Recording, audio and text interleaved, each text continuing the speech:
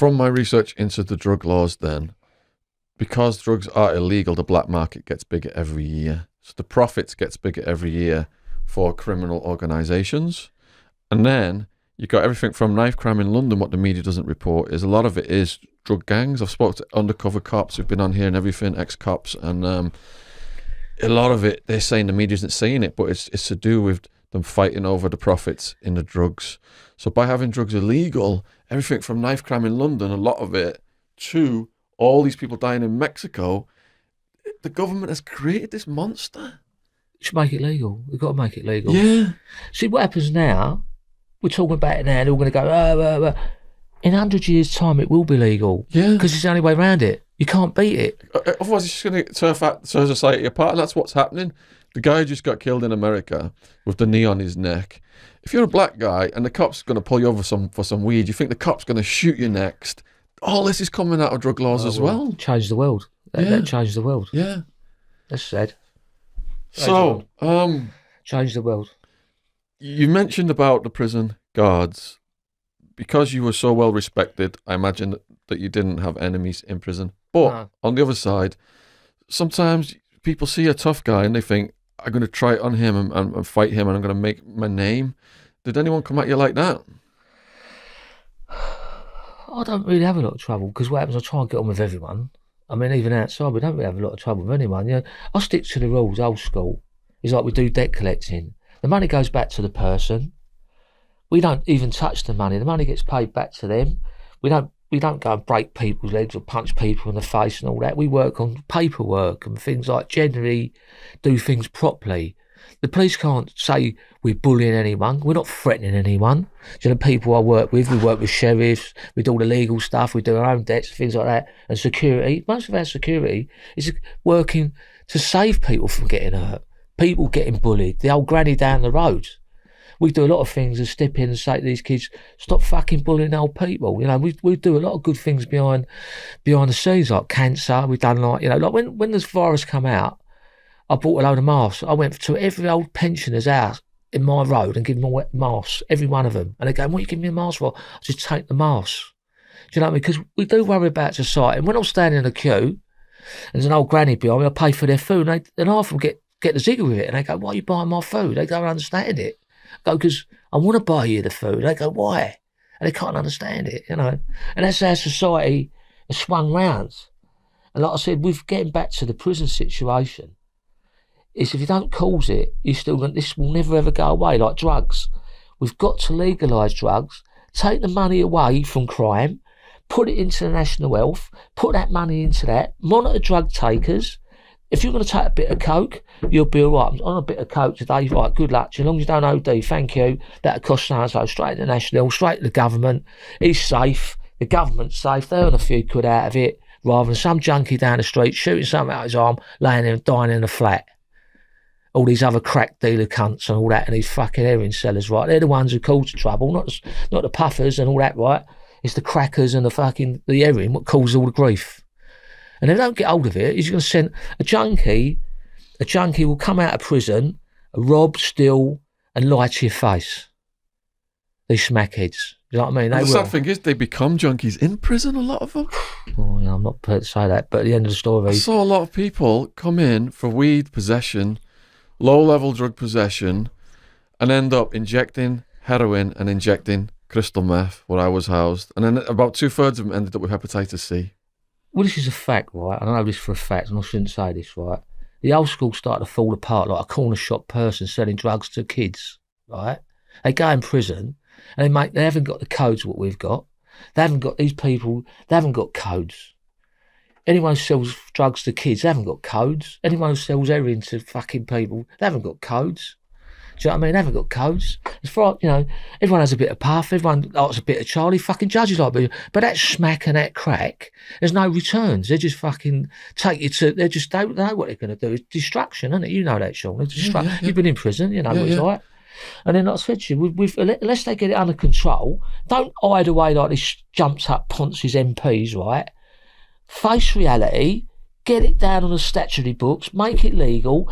If they'd done it a little while ago, there was on telly, they was actually festivals, going, right, give us your drugs, let's taste them, make sure, and then let them out. Yeah. A lot of people got criticised for it. I thought it was a good idea. I think it's a brilliant idea, like decriminalised zones where they test the pills so they don't take toxic substances. Yeah. Yeah. And I think if they don't get hold of it, we're always going to have crime. We're always going to have people getting killed.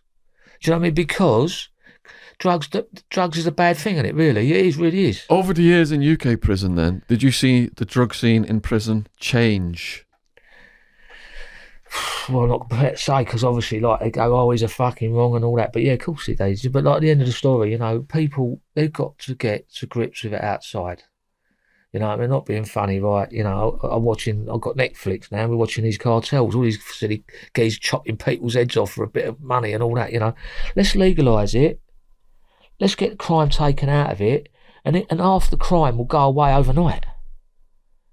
And you've got to save, and out of that crime, you'll probably save 100 lives a year. Save 100 people getting killed down to drugs, probably more, Shaun. 300 people, you know. A lot of people I talked to on the deep end of drug use in prison said, you know, they'd been traumatised as kids and they were getting re-traumatised by the prison system. You did over 2 decades. How did you stay mentally strong and not fall into, you know, anything like that? I've been very lucky. At the time I was a key fit fanatic. I trained twice a day, you know, and that anyone in prison tell you that as long as you're training, you get your boiled egg and your bit of tuna. That was the, you know, if you had a bit of chicken, it'd been all that about nice food. Fucking hell, they're joking. So what was a typical day for you like then, with your food and your training in your room? Well, if you could get out, you'd go training, come back, and if you was a cleaner, you'd get out and you clean up. You know, that was the best job you could get. If not, he was banged up 24 hours a day, and you'd get out and train.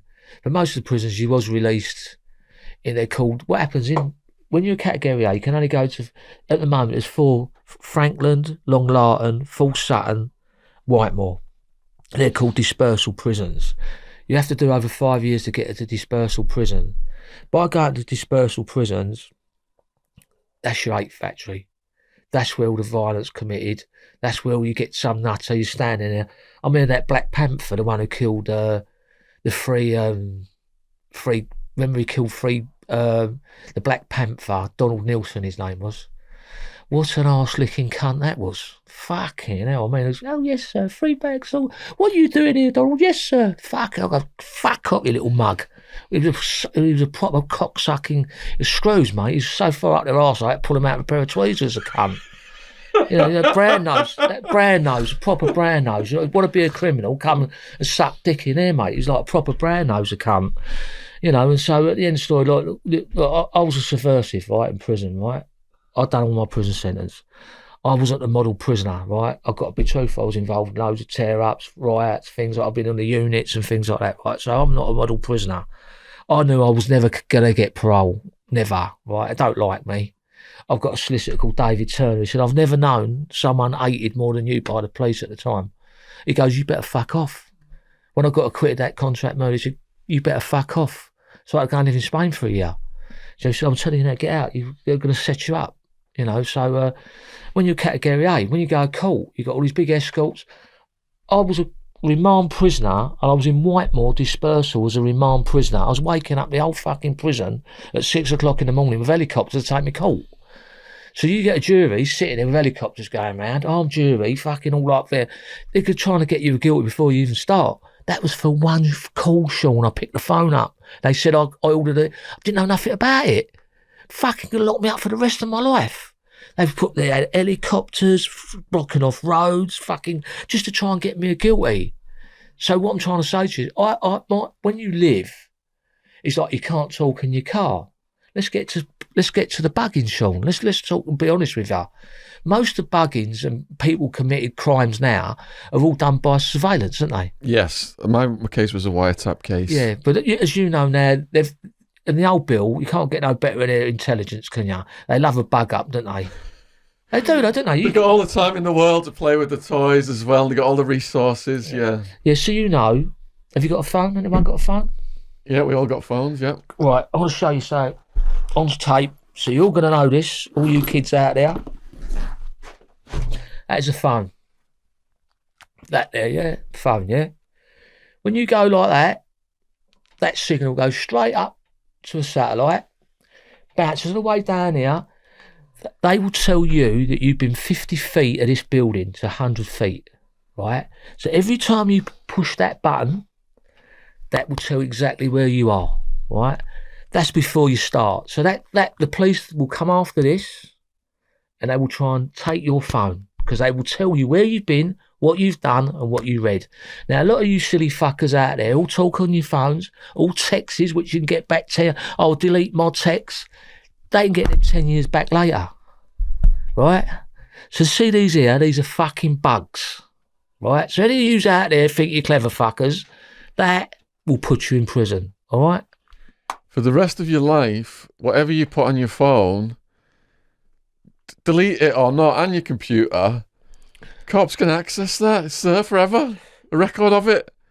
It's got these people thinking they can just send a text. I'm going to buy some of this. Delete it, or the cops can't read it now. There's a fucking record of this stuff forever. I was locked up. I had no phone chip. I was under a camera, which was 10 minutes out.